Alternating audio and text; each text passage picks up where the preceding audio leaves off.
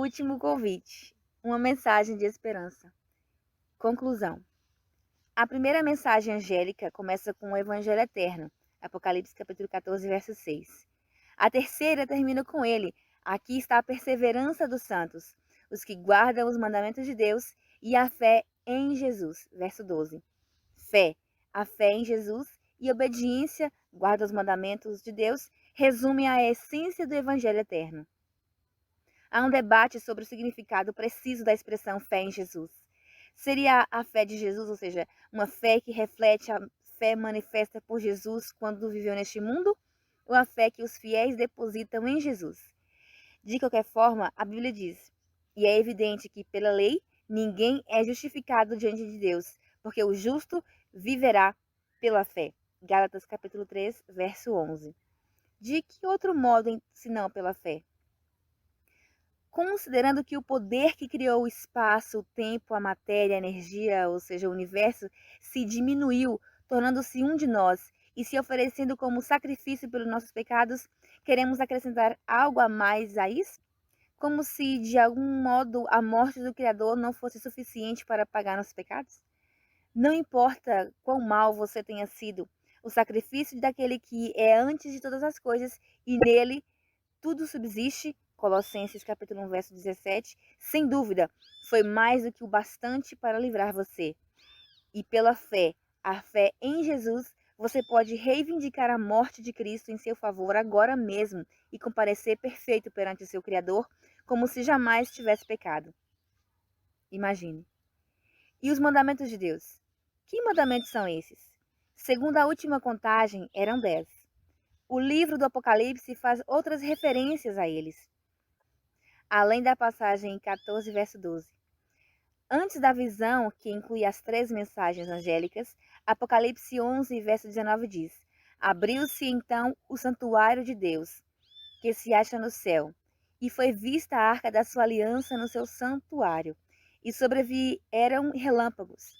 A arca da aliança é o lugar em que ficavam guardados os 10 mandamentos no santuário terrestre. Mandamentos específicos também aparecem no Apocalipse. A primeira mensagem angélica ordena a adoração a Deus. Apocalipse 14, verso 7. Uma referência direta ao primeiro mandamento. Êxodo 20, verso 1 e 2. E conforme vimos, essa mensagem usa uma linguagem extraída diretamente do quarto mandamento. O terceiro anjo adverte contra a adoração de uma imagem, a imagem da besta, apontando para o segundo mandamento, contrário à idolatria. Êxodo 20, versos de 4 a 6. Enquanto isso, homicídio, roubo e adultério são mencionados juntos em Apocalipse 9, verso 20 e 21. Apocalipse 12, verso 17, o penúltimo verso antes de Apocalipse 13, que introduz a marca da besta, descreve o povo de Deus.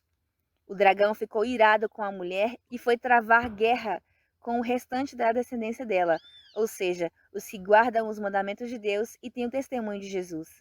Assim, no contexto dos últimos dias, por 2 vezes, Apocalipse capítulo 12, verso 17 e 14, verso 12, o povo fiel a Deus é retratado guardando seus mandamentos. E por que não? Um homem compareceu ao encontro de 30 anos de formatura da sua turma de ensino médio. Ao ir embora, refletindo sobre quão problemática era a vida de tantos dos antigos colegas, um pensamento lhe veio à mente. Ah, se as pessoas guardassem os 10 mandamentos, como a vida delas teria sido melhor. Imagine se todas as pessoas guardassem pelo menos alguns. Se ninguém transgredisse o 6º mandamento, matar, o 7º, adulterar, o 8º, roubar e o 9º, mentir, a nossa existência seria um paraíso em comparação com o que vivenciamos agora. Pense um pouco. Em qual país você preferiria viver e criar sua família? Em um país onde todos obedecessem aos 10 mandamentos ou em um no qual ninguém os obedece? A resposta a essa simples pergunta revela como os mandamentos de Deus são benéficos para nós. E as boas novas do Evangelho Eterno são que a fé em Jesus, que se apropria da justiça de Cristo, a que cobre os nossos pecados, é a mesma fé que toma posse da justiça de Cristo para limpar os nossos pecados e nos transformar. E assim, se alguém está em Cristo, é nova criatura. As coisas antigas já passaram, eis que se fizeram novas. 2 Coríntios 5, verso 17. Recebemos de Deus a promessa de poder para obedecer aos mandamentos e vencer as tentações. Veja alguns versos nesse sentido. Não sobreveio a vocês nenhuma tentação que não fosse humana, mas Deus é fiel e não permitirá que vocês sejam tentados além do que podem suportar. Pelo contrário, juntamente com a tentação, proverá livramento para que vocês a possam suportar. 1 Coríntios 10, verso 13. Porque todo o que é nascido de Deus vence o mundo. E essa é a vitória que vence o mundo, a nossa fé. 1 João 5, verso 4. Tudo posso naquele que me fortalece. Filipenses 4, verso 13. Sabendo isto, que a nossa velha natureza foi crucificada com ele, para que o corpo do pecado seja destruído e não sejamos mais escravos do pecado. Romanos 6, verso 6. E ao Deus que é poderoso para evitar que vocês tropecem e que pode apresentá-los irrepreensíveis diante da sua glória com grande alegria. Judas 24. Não mais dor.